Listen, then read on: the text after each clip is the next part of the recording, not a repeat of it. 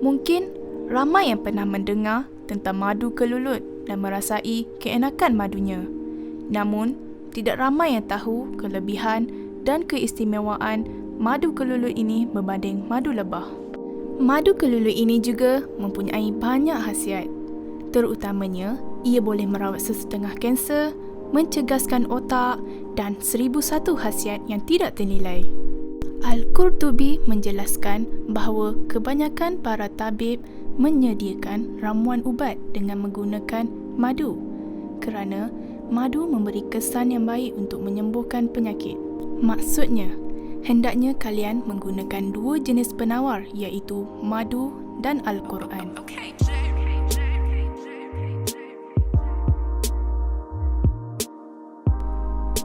Madu kelulut adalah madu dari kumpulan lebah Trigona. Kami ke lokasi di mana madu kelulut diusahakan secara komersial. Terletak di Cembung Rembau, Negeri Sembilan. Ladang yang diberi nama Ladang Kelulut Warisan telah beroperasi sejak 2013.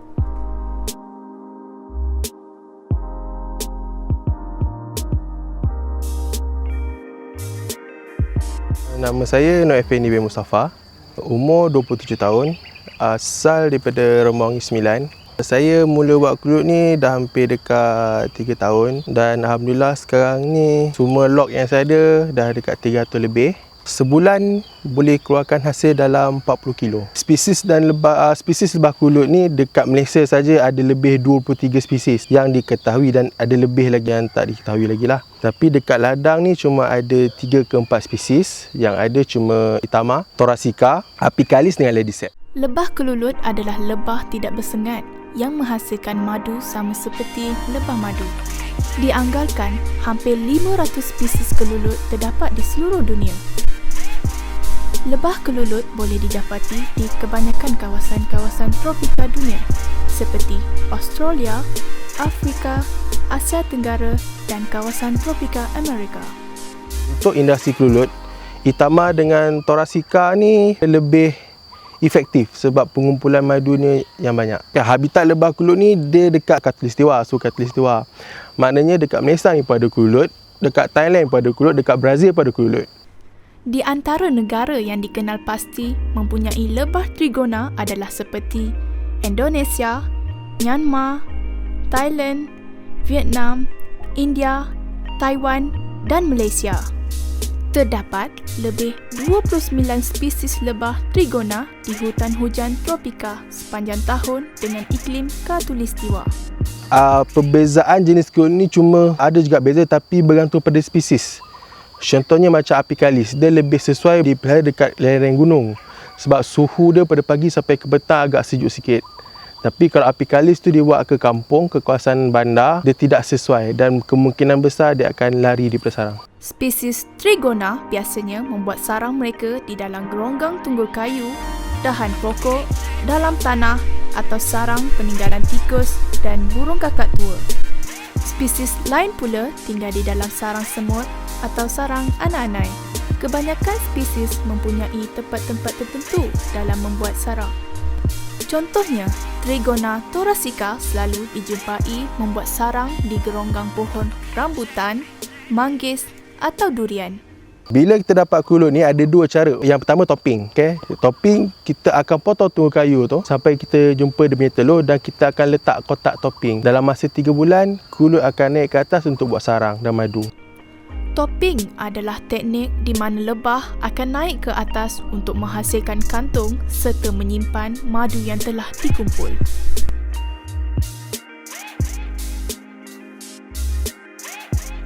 Kerosakan juga boleh berlaku terhadap sarang lebah. Kedua pula kita buat pemindahan sarang. Bila log atau batang kayu yang ada kelulut tadi sudah reput dan tak boleh untuk ditopping, kita akan belah dan kita akan pindah ke sarang yang baru, ke dalam pasu atau ke dalam kotak supaya kita boleh mengambil madunya.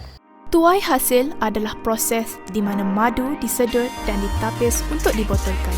Kebersihan amat dititik beratkan dalam proses ini. Penghasilan madu bukanlah berterusan sepanjang masa. Penghasilan madu lebah adalah mengikut musim. Bee breed adalah musim di mana lebah aktif dan giat menghasilkan madu.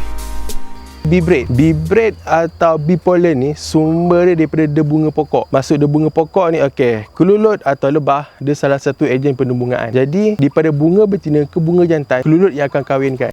Namun begitu, tidak segalanya berjalan lancar. Bee pollen terhasil apabila tiba musim lebah tidak lagi mengumpul dan memproses madu. Ada satu kajian daripada UPM mengatakan bahawa kalau ladang itu ada kelulut, hasil buah akan naik 2 kali ganda. Sebab kelulut membantu proses penembungaan. Jadi masa proses penembungaan ni tadi, debunga pokok akan melekat dekat kaki kelulut dan kelulut akan bawa balik ke sarang dan disimpan di dalam kantung untuk sebagai makanan kepada kelulut dan anak-anak kelulut. Madu kelulut mempunyai pelbagai khasiat yang menarik. Ianya juga digunakan dalam perubatan moden, perubatan Islam dan tradisional. Kelulut ni tergolong dalam lebah yang tidak mempunyai sengat dan dia tidak berbahaya kepada manusia. Di samping saiz badan dia yang kecil, dia mampu mengambil madu yang berkualiti tinggi. Keunikan madu lebah kelulut ini juga dia mampu menjadi antioksidan dan anti kanser, meningkatkan metabolisme badan dan sebagainya.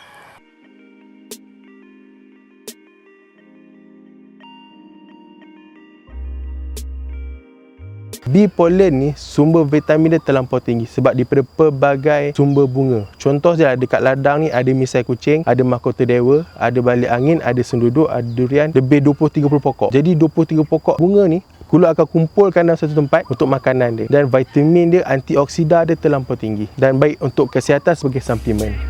Kelulut ini menghasilkan madu dan propolis yang kaya dengan antioksidannya. Berbeza dengan madu biasa, madu dari lebah kelulut ini berasa sedikit masam dan berwarna lebih cerah. Cerita lebah kelulut ni ataupun orang panggil trigona. Trigona ni cara dia tu. Pasal apa? Dia ni binatang yang kecil. Apa khasiat yang dia ambil tu lebih spesifik, lebih baik. Bunga yang ada tu, kalau kita tengok bunga, kalau lebah yang biasa bersaiz besar sedikit daripada lebah kelulut ni, dia akan ambil bahagian luar sahaja. Tapi kalau lebah kelulut ni, dia akan ambil bahagian dalam. Pasal apa? Pasal dia kecil. Jadi dia akan ambil khasiat-khasiat sehingga boleh mencecah kepada 5 ke 10 kali ganda lebih baik daripada madu-madu yang lain. Sebab tu kalau dekat luar boleh rasa madu tu seperti agak bergas dan masam sedikit. Itu sebenarnya madu yang terbaik.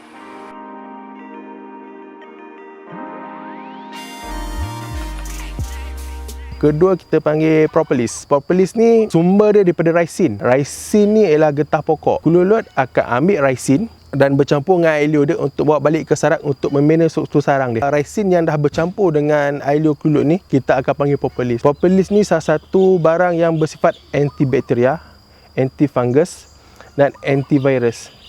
Kebanyakan orang yang pengkaji kelulut atau profesor-profesor daripada UPM, UiTM merumuskan bahawa propolis ni salah satu ejen yang boleh elakkan kanser dan dalam badan daripada merebak. Hasil yang paling banyak sekali dekat kelulut ni madu. Kelulut dia akan terbang dekat bunga dan dia akan ambil nektar dekat bunga. Dekat manisan dekat bunga kita panggil nektar, bukannya madu. Kelulut atau lebah dia menghisap nektar dan madu, dia bawa balik ke sarang. Dan bila madu telah bercampur dengan air liur kelulut atau air liur lebah, dia muntahkan balik dan disimpan, baru jadi madu.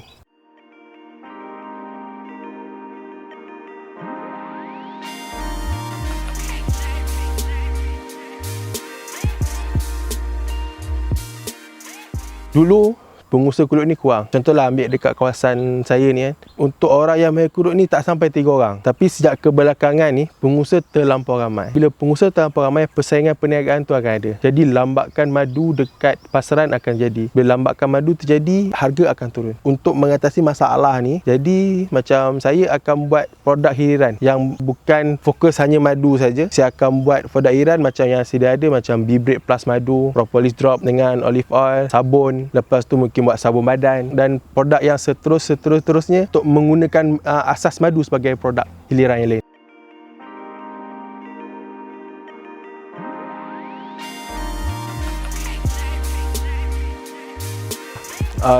Perbezaan lebah biasa dan lebah kelulut. Lebah ni jenis yang bersaiz besar dan dia jenis yang menyengat. Dia rasa diri dia terancam, dia akan menyengat.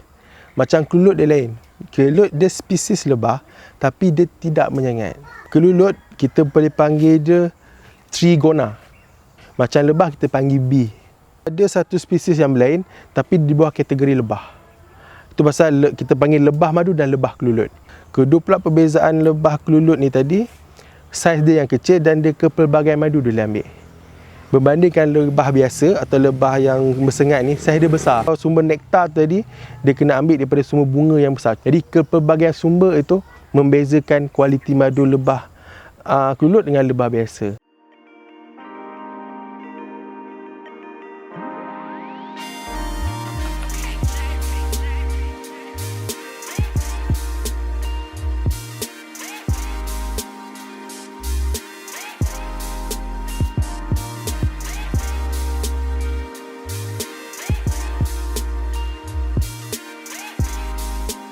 Dalam satu koloni kelulut, dia hanya ada satu ratu saja atau queen. Queen ni tugas dia satu je, bertelur. Queen ni satu hari dia akan bertelur lebih daripada 100 biji telur. Queen ni bila sarang itu ada macam ancaman, queen akan merembeskan satu hormon sebagai tanda ancaman dan kelulut akan keluar untuk pertahankan sarang dia daripada musuh tadi.